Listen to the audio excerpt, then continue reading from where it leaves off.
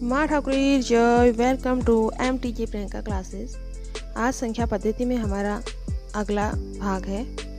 आज का हमारा टॉपिक है भाज्य संख्या, कंपोजिट नंबर। ऐसी संख्या जिसके दो से अधिक, ये बोल रहा है कि दो से अधिक गुणनखंड हों, भाज्य संख्या कहलाती है। ऐसी संख्या जिसके दो से अधिक गुणनखंड हों, वे भाज्य संख्या कहलाती है। अब इसको करने का तरीका, अब एक नंबर लेते हैं और पता करते हैं क्या वह भाज्य संख्या है या नहीं। यहाँ पे नंबर ले रही हूँ मैं 25 के हम गुणनखंड करते हैं। गुणनखंड करना, देखो कि 25, सबसे पहली बात तो यह है कि 25 में एक का भागा तो जाएगा ही जाएगा, क्योंकि एक सबको विभाजित करता है। एक 25 को कितनी बार विभाजित करता है?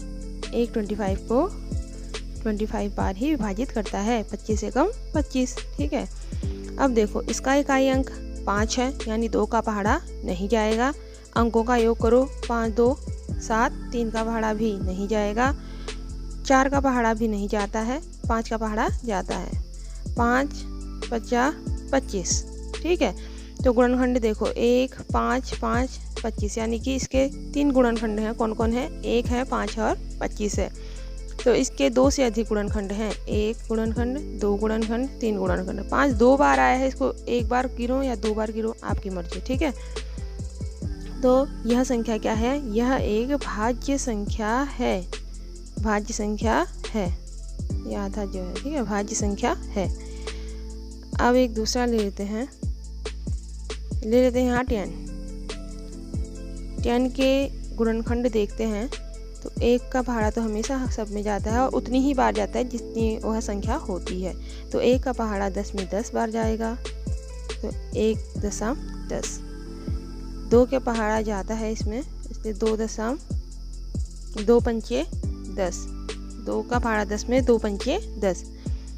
अब 3 का नहीं जाता, 4 का नहीं जाता, 5 का जाता है और 5 ऑलरेडी यहाँ आया है। तो जब वह संख्या आने लगे जो इस लाइन में है, ऐसे जाने लगे, तो हमको आगे को नहीं बढ़ना पड़ता। तो इसके जो फैक्टर्स हैं वह हैं 1 2 5 और 10। गिनती करो, 1 2 3 4, यहाँ तो 4 फैक्टर है, यानी 2 से अधिक हैं। तो यह भी एक क्या है? भाज्य संख्या है। भाज्य संख्या है।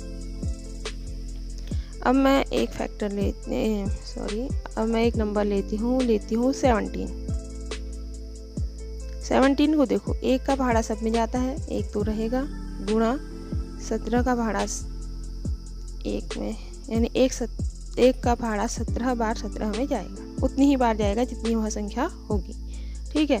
कहने का मतलब है पहली लाइन में 1 लिखना है, गुणा करना है और इसी संख्या को यहाँ पर उतार देना है, तो हमारा 2 फैक्टर तो कम से कम मिलेंगे। फिर देखो, क्या यह 2 के पहाड़े में आता है? नहीं आता है। क्या 17 3 के पहाड़े में आता है? नहीं आता। 4 के पहाड़े में नहीं, 5 के पहाड़े में नहीं, 6 के नहीं, 7 के नहीं, 8 के नहीं, 9 के नहीं, 10 के नहीं, 11 के, 12 के, 13 14 15 16, किसी पहाड़े में नहीं आता। इसका मतलब इसके फैक्टर से देखो, इसके फैक्टर हैं 1 और 17, यानी 1 and 17। तो इसमें तो सिर्फ 2 फैक्टर हैं, 1 फैक्टर 2 फैक्टर, यानी 2 ही गुणनखंड हैं। इसके कितने गुणनखंड हैं? 2 ही गुणनखंड हैं, यानी यह भाज्य संख्या नहीं है। भाज्य संख्या नहीं है, ठीक है। तो ठीक है, अब भाज्य संख्या हमने जान ली। भाज्य संख्या क्या होती है हमें पता चल चुका है। अब जो भाज्य संख्या नहीं है उसे क्या कहते हैं, ये भी हमें जानना है, ठीक है। तो ये है हमारा दूसरा टॉपिक, वह है अभाज्य संख्या। ऐसी संख्या जिसके 2 से अधिक गुणनखंड हों, वह भाज्य संख्या कहलाती है। बट ऐसी संख्या जिसके केवल, अभी हमने भाज्य पढ़ा था ना, केवल 2 ही गुणनखंड हों, ये देखो सिर्फ 2 होने चाहिए, 2 से अधिक नहीं होने चाहिए। ऐसी संख्या जिसके केवल 2 ही गुणनखंड हों, वे क्या होती हैं? अभाज्य संख्या कहलाती है। और वह 2 गुणनखंड भी क्या हो? एक तो 1 हो, दूसरा वह संख्या खुद हो, ठीक है। जैसे मैंने अभी 17 लिया था, इसके 2 ही गुणनखंड थे, एक तो 1 था, दूसरा यही संख्या खुद थी। तो इस ऐसी जब कंडीशन आए तो हम उसे बोलते हैं प्राइम नंबर या अभाज्य संख्या। ऐसी संख्या जिसके दो ही गुणनखंड हों, एक तो 1 हो, दूसरा स्वयं वही संख्या हो, वह अभाज्य संख्या कहलाती है। 17 क्या है? एक अभाज्य संख्या है क्योंकि इसके फैक्टर क्या हैं? इसके फैक्टर हैं 1 एंड 17। ठीक है, तो इसे हम बोलेंगे 17 एक अभाज्य संख्या है। ठीक, कहने का मतलब है कुछ संख्याएं अभाज्य होती हैं, कुछ संख्याएं भाज्य होती हैं। जो भाज्य होती हैं उसके 2 से अधिक गुणनखंड होते हैं और जो अभाज्य होती है उसके सिर्फ 2 ही गुणनखंड होते हैं। एक तो 1 होता है, दूसरा वह संख्या खुद होती है। अगला लेते हैं, अगला टॉपिक है इसमें सह अभाज्य संख्याएं, को प्राइम नंबर्स। ऐसी संख्याएं जिनका उभयनिष्ठ गुणनखंड केवल एक हो सह अभाज्य संख्याएं कहलाती हैं। उभयनिष्ठ गुणनखंड मतलब आप समझ लेते हैं, जैसे कि मैंने लिया था यहाँ पे, चलो 25 लेती हूँ और यहाँ पे मैं 17 ले लेती हूँ। इनके फैक्टर हमने निकाले थे, 1 गुणा 25, फिर इसके फैक्टर आएंगे 5 पच्चा 25, 1 गुणा 17। ये एक प्राइम नंबर है इसलिए इसके फैक्टर इससे अधिक नहीं आ सकते, तो हमारे फैक्टर पूरे हुए। अब हम कॉमन लेते हैं। कॉमन मतलब जो 25 में भी है और जो 17 में भी है ऐसा फैक्टर। तो 1 25 का फैक्टर भी है और 1 17 का फैक्टर भी है। 5 यहाँ है, यहाँ फैक्टर है लेकिन यहाँ नहीं है, ये यहाँ है यहाँ नहीं है, यहाँ है यहाँ नहीं है, दोनों जगह होना चाहिए। सिर्फ यहाँ 1 ही है ऐसा जो दोनों जगह है। तो मैं कहती हूँ उभयनिष्ठ गुणनखंड, शॉर्ट में लिख रही हूँ, उभयनिष्ठ गुणनखंड 1 है। तो ये खुद बोल रहा है केवल 1 हो, ऐसी संख्या जिसका उभयनिष्ठ गुणनखंड केवल 1 हो। इसका मतलब यह को प्राइम नंबर है, या फिर मैं कहूँ सह अभाज्य संख्या है। ये दोनों 25 और 17 आपस में सह अभाज्य संख्याएं हैं, यानी 25 तथा 17 सह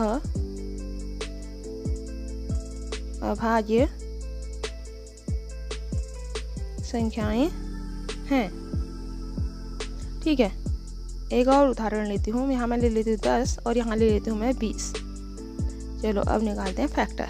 10 के फैक्टर करते हैं, 1 का पहाड़ा 10 में जाता है तो 1 गुणा 10, 2 गुणा 5, इतना ही तो होते हैं फैक्टर। 3 का पहाड़ा 10 में नहीं जाता, 4 का नहीं जाता, 5 का जाता, तो 5 ऑलरेडी यहाँ आ चुका है। यहाँ देखो 2 सॉरी यहाँ पे देखो, 1 का पहाड़ा 20 में 20 बार जाएगा, 2 का पहाड़ा 20 में 10 बार जाएगा, 3 का पहाड़ा नहीं जाएगा, 4 का पहाड़ा जाएगा कितनी बार, 4 पंचे 20, फिर 5 का पहाड़ा जाएगा, 5 तो ऑलरेडी यहाँ आ चुका है तो ऊपर को जाएंगे। ठीक है, अब हम इसमें कॉमन लेते हैं। कॉमन का मतलब जो दोनों जगह है, 1 यहाँ भी है यहाँ भी है, 2 यहाँ भी है यहाँ भी है, 5 यहाँ भी है यहाँ भी है, 10 यहाँ भी है यहाँ भी है। अरे 4 और 20 को छोड़ करके सब कुछ दोनों जगह है। तो यहाँ पे हम देखते हैं उभयनिष्ठ गुणनखंड कितने हैं? उभयनिष्ठ गुणनखंड यहाँ पे 1 2 5 एंड 10। यहाँ कितने गुणनखंड है उभयनिष्ठ? 1 है, 2 है, 3 है, 4 है। लेकिन ये तो बोल रहा है केवल 1 होना चाहिए था, सिर्फ इतना ही होना चाहिए था, इससे ज़्यादा है। इसका मतलब यह सहभाज्य संख्याएं नहीं हैं।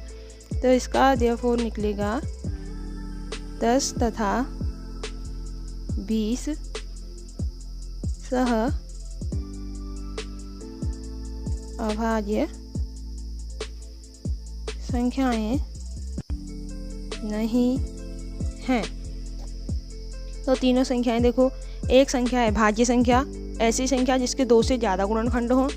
दूसरा है अभाज्य संख्या, ऐसी संख्या जिसके सिर्फ 2 ही गुणनखंड हों। अगला है हमारा सहअभाज्य संख्या, को प्राइम नंबर, जिसके दो संख्याएं होनी चाहिए। उनमें दोनों संख्याओं को अगर हम देखें, अलग अलग गुणनखंड करने हैं दोनों संख्याओं के, जैसे हमने 10 के अलग 20 के अलग किए थे, फिर उसका कॉमन फैक्टर लेना है जो दोनों जगह हों, देखना है कि कितने हैं। अगर वे कॉमन फैक्टर 1 के अलावा कोई और आया तो सहभाज्य संख्याएं नहीं हैं, अगर सिर्फ 1 आया तो सहभाज्य संख्याएं हैं। Thank you for watching my channel. Please like and subscribe.